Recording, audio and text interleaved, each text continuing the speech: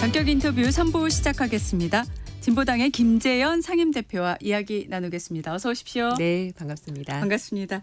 자, 지금 진보당도 차기 지도부 선출을 위해서 전국 동시당직 선거 진행 중인데 네. 지금 당대표 최고위원 체제로 이제 바꾸시는 거죠? 네, 저는 이제 상임 대표였는데 네. 이번에 선출되는 대표는 그냥 단일한 당 대표가 되는 거고요. 네. 최고위원도 선출하고 그리고 저희는 지역위원장 그리고 대의원까지도 한꺼번에 다 선출을 당원들이 직접 온라인 투표로 합니다. 그래서 이번 주 그렇군요. 금요일이면 선거가 끝나고 제 임기도 당대표 임기도 끝나게 됩니다. 네.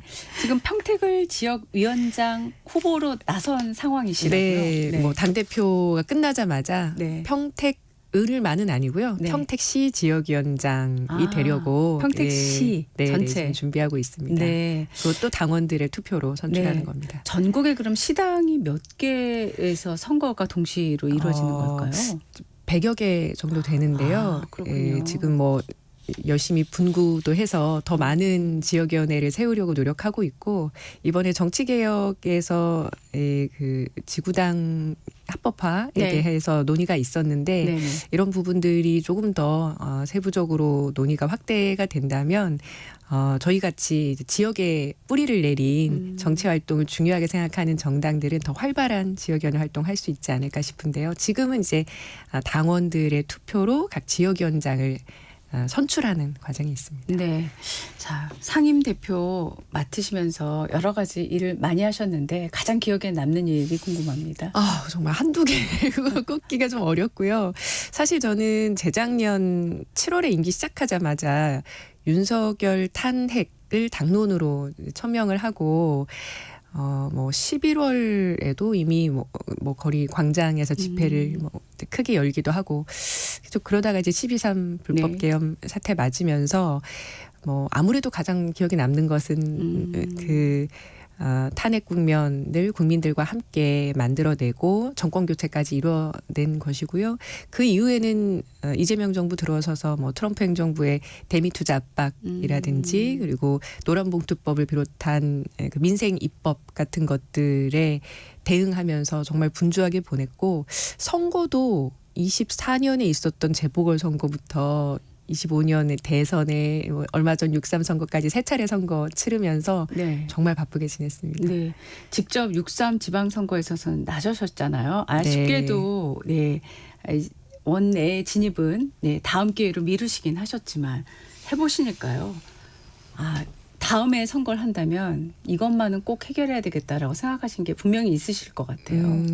한 두 가지 정도 정말 절실하게 느낀 게 있는데 일단 하나는 선거제도를 이번에도 제대로 좀 바꾸질 못했어요. 지방선거 같은 경우는 저희 같은 진보정당이 오랫동안 시민사회에서도 오랫동안 요구해 왔었던 그 기초의원 2인 선거구를 폐지하는 거 이걸 정말 꼭 해보고 싶었었는데 이번에도 뭐 3, 4, 5인 선거구로 다 확대되지 못했고요.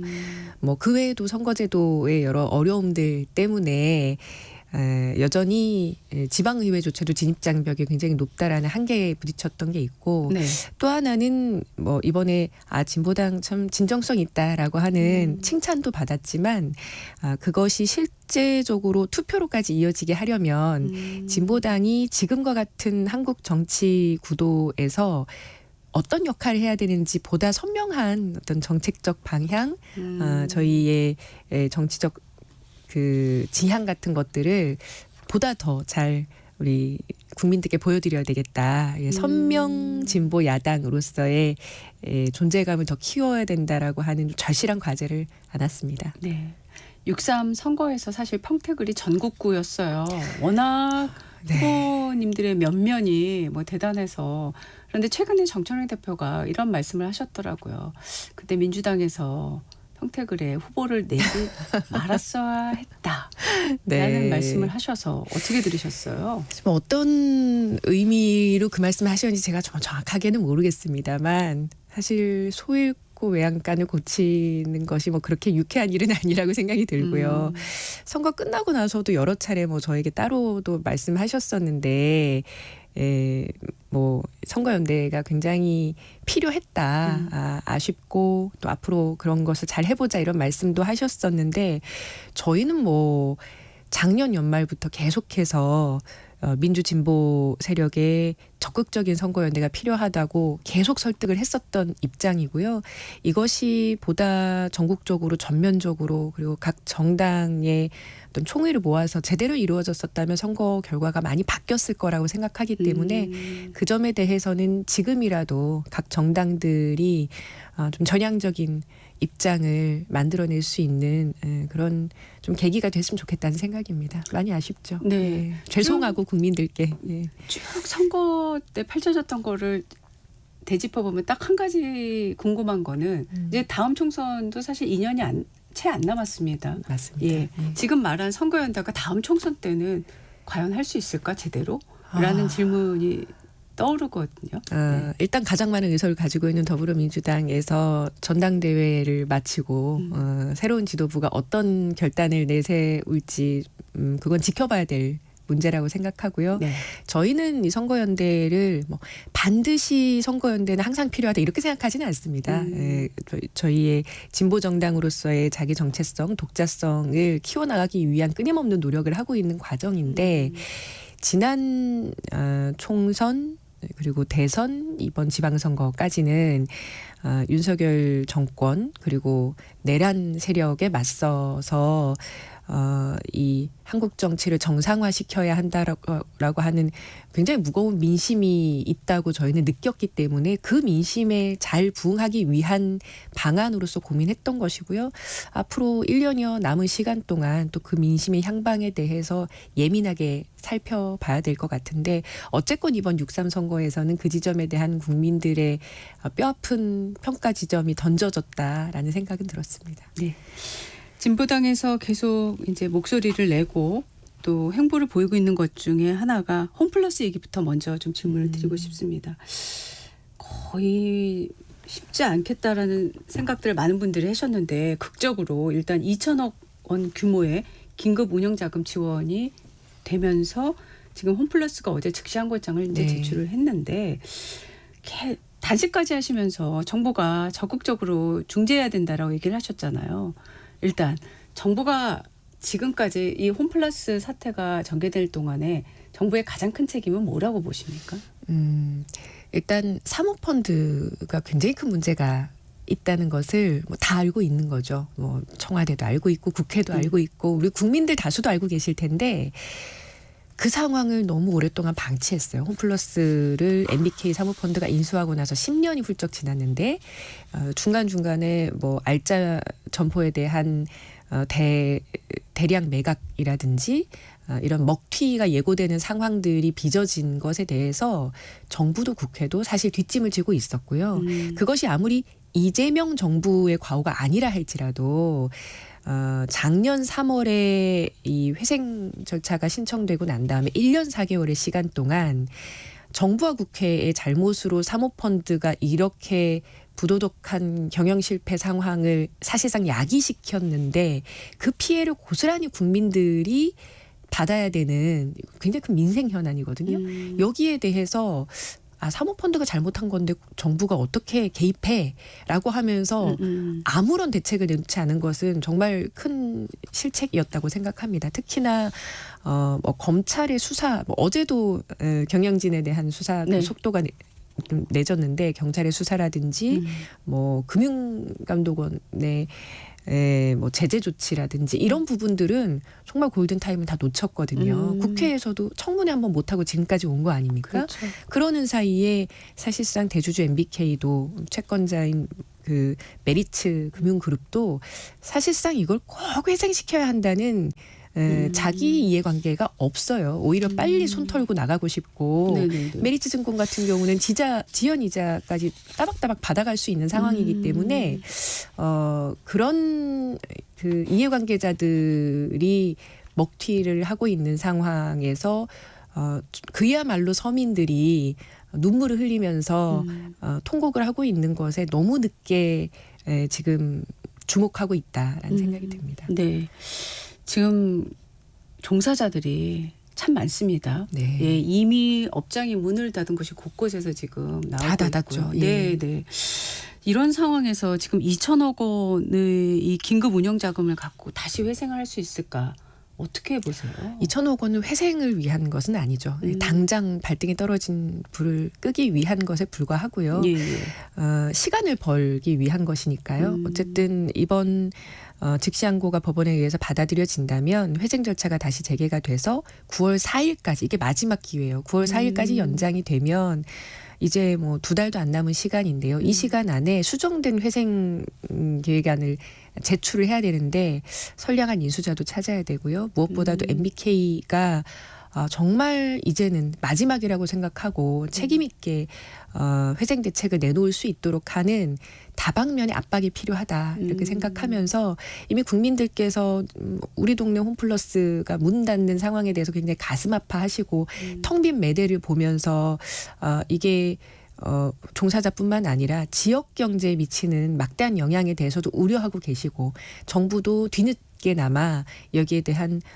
어떤 이제 대책 마련의 의지를 조금이라도 이제 드러내고 있다면 이제 정말 속도를 내서 온 국민이 힘을 합쳐서 문 닫고 나서 피해자들에 대한 어떤 보호 대책 세우는 거 의미 없다고 생각하고요. 네. 문 닫지 않게끔 만들기 위한 최선의 노력, 최선의 대책을 마련해야 된다. 그걸 위해서 정부도 그리고 국회도 자기 역할 다 해야 되고 특히나 아까 언급하셨지만 사모펀드가 이렇게 경영을 방만하다는 표현 전 맞지 않다고 생각하고요. 실패가 예견된 투자를 하게끔 내버려뒀던 이 제도적 문제, 규제 장치가 빠르게 입법돼야 된다고 생각합니다. 국회 차원에서 그럼 가장 시급하게 좀 다뤄야 될 과제는 뭐라고 생각하세요? 네. 저는 MBK에 대한 청문회 빨리 필요하다고 생각하고요. 네네. 그런 과정들 통해서 MBK가 회생 계획을 제대로 제출할 수 있도록 압박해야 된다는 게 제 생각입니다. 네.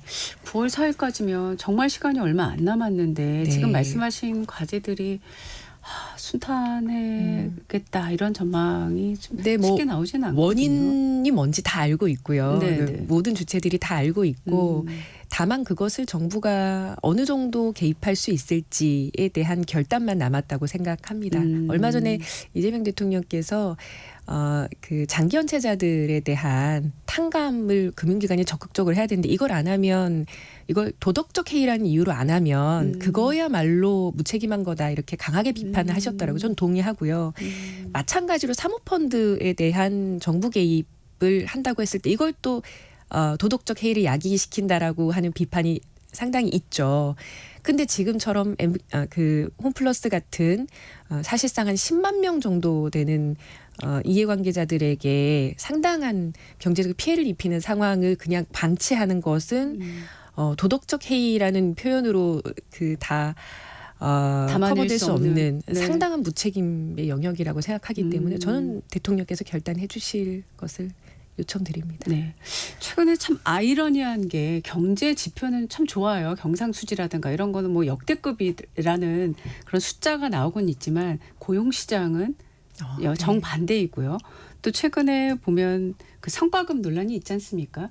근데 이제 성과급과 함께 이제 새롭게 불거진 게 이른바 초과 이익이라는 네. 부분인데 예.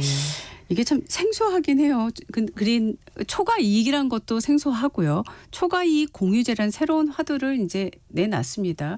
그래서 청와대에서 회의를 한다고 했는데 일단 좀 유보한다는 또 소식이 또 나왔어요. 좀 더 여론을 살피려는 의도가 아니겠냐 이런 해석도 달렸고요. 이 부분은 어떻게 생각하세요?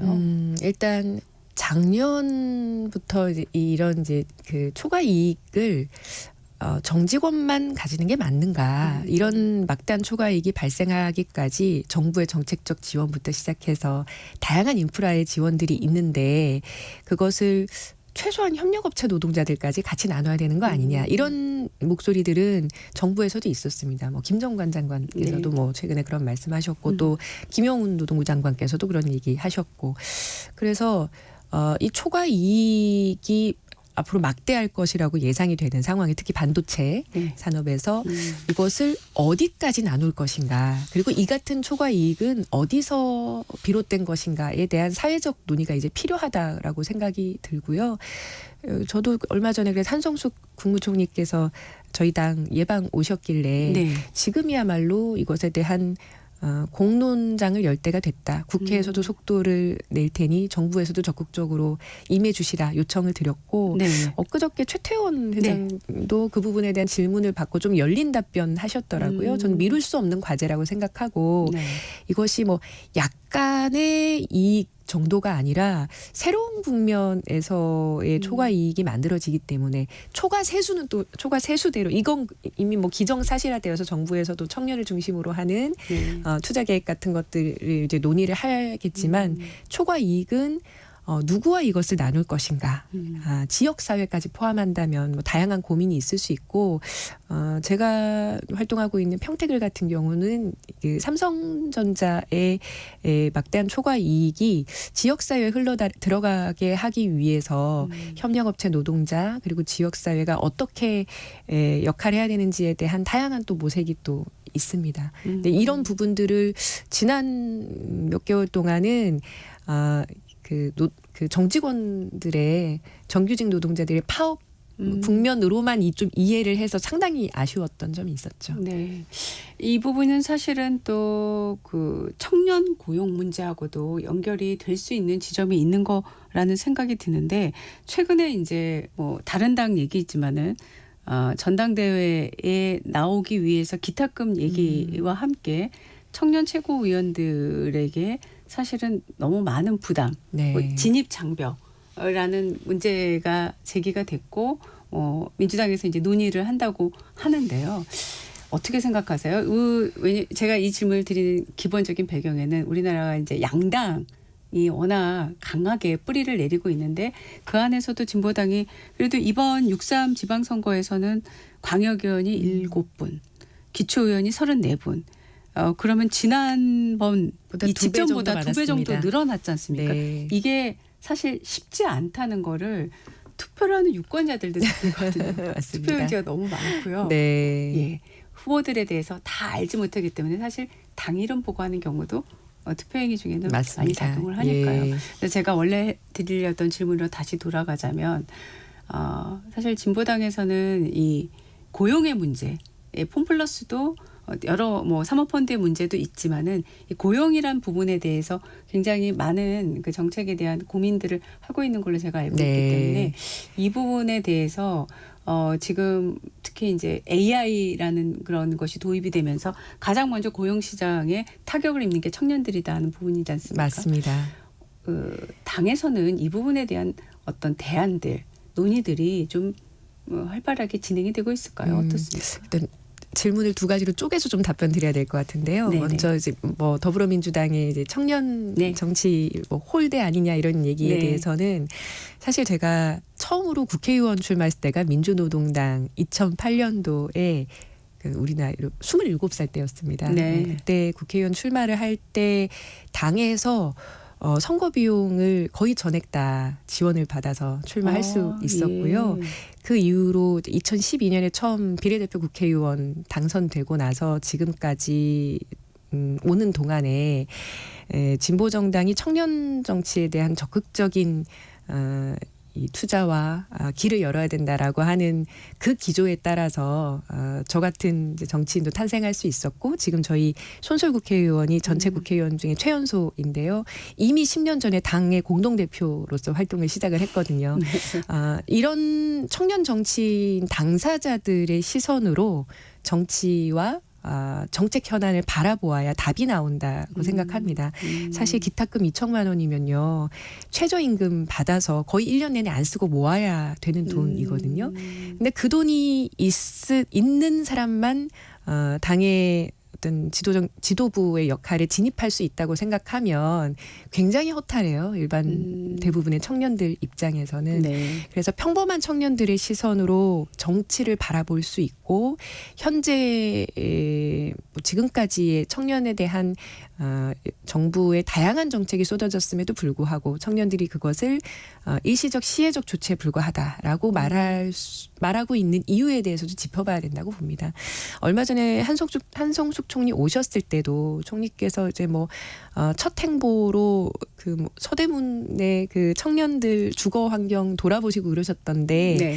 그런 부분도 물론 필요합니다만 저는 지금 청년들이 느끼고 있는 불평등한 구조의 문제에 대해서 집중해야 된다고 생각하고요. 이미 그 세습 불평등 사회가 진입됐기 때문에 자산의 격차가 너무나 심각하고 이 문제를 해결하지 않는 조건에서 뭐 약간의 뭐 청년 그 뭐 금융 지원이라든지 이런 부분으로는 해결하기가 정말 난망할 정도의 사회적 격차 문제가 심각하다. 그래서 저는 불평등한 구조를 전체적으로 뒤흔들 수 있는 청년 정책에 대한 접근이 필요하다라고 강하게 주문한 바 있습니다. 네. 정치 영역에서는 어떻습니까? 이 기초의회에서 청년 정치인들이 많이 도전을 하시지만 실질적으로 진입하기는 좀 쉽지 않아 보이거든요. 그 부분도 마찬가지입니다. 사실 정치를 하는 데 있어서 뭐 저희 같은 경우는 많은 실패를 거듭하면서 공직자로 또 진입을 할 수 있는데 청년들이 자기 베풀치라고 집 한 채 마련하는 것도 뭐 수십 년이 걸리는 상황에서 상당히 자신의 헌신을 필요로 하는 이 청년 정치 영역에 발을 내딛는 게 쉽지가 않죠. 그래서 그 공간을 마련하기 위한 제도적 장치가 굉장히 절실하다고 생각하고 진보당은 당연히도 그를 위해서 청년 정치인 육성에 대한 대대적인 조치들을 취하고 있고요. 지난 선거 때도 마찬가지고 이번에 출마한 차기 지도부 후보들도 청년 정치의 공간을 획기적으로 늘리기 위한 조치를 취하겠다는 약속 드리고 있습니다. 네. 자, 지금 현안 중에 하나가 그 검찰의 보안 수사권 문제지 않습니까? 어떻게 생각하세요, 대표님께서는? 완전히 폐지해야 된다고 생각하십니까? 네, 저희는 지금 국회 법사위 소속에 있는 손솔 국회의원이 며칠 전에 새로운 법안을 제시를 했는데요. 저희는 수사기소 분리 원칙은 당연히 지켜야 된다고 생각하면서도 거기에 많은 피해자들이 우려하고 계시는 지점을 어떻게 보완할 것인가에 대한 고민을 집중했고요. 그래서 보안수사권 폐지의 원칙을 지키면서 피해자들의 우려를 피해를 최소화할 수 있는 그런 보완책들을 포함해서 입법 발의 준비를 하고 있습니다. 그런 차원에서 좀 논의가 좀 더 풍부하게 되었으면 좋겠다는 생각이고요. 이 논의를 국회 안에서 빠른 시일 안에 매듭 지을 수 있도록 진보당도 최선을 다할 생각입니다. 네. 자, 지금 평택 지역위원장 후보시잖아요. 네. 당선이 이제 된다면 네, 평택에서 어떤 정치를 하실 생각을 갖고 계신가요? 네. 이번 6.3 선거에서 평택 을 지역이 많은 국민들께 주목받았는데 거기에는 평택이 가지고 있는 대한민국의 다양한 가능성 내지는 모순들이 집체적으로 이 안에 다 담겨 있기 때문이라고 봅니다. 삼성전자가 존재하고 험프리스 미군 기지를 포함한 육해 공군이 다 존재하고 있고 그리고 뭐 막대한 자동차 수출 기지가 있는 또 평택항도 있고 이런 상황에서 평택에서 진보적인 정책들을 실현시키고 노동자, 농민을 비롯한 우리 서민들이 살기 좋은 지역을 만들기 위한 노력들이 잘 이루어진다면 그것이 전국적으로도 확대될 수 있는 진보적 모델이라는 생각을 가지고 저는 평택에서 계속 진보 정치를 잘 읽어볼 생각입니다. 네, 다음 총선에 그럼 당연히 도전하시는 거죠? 그러고 싶습니다. 오늘 말씀 여기까지 듣겠습니다. 고맙습니다. 네, 고맙습니다. 진보당의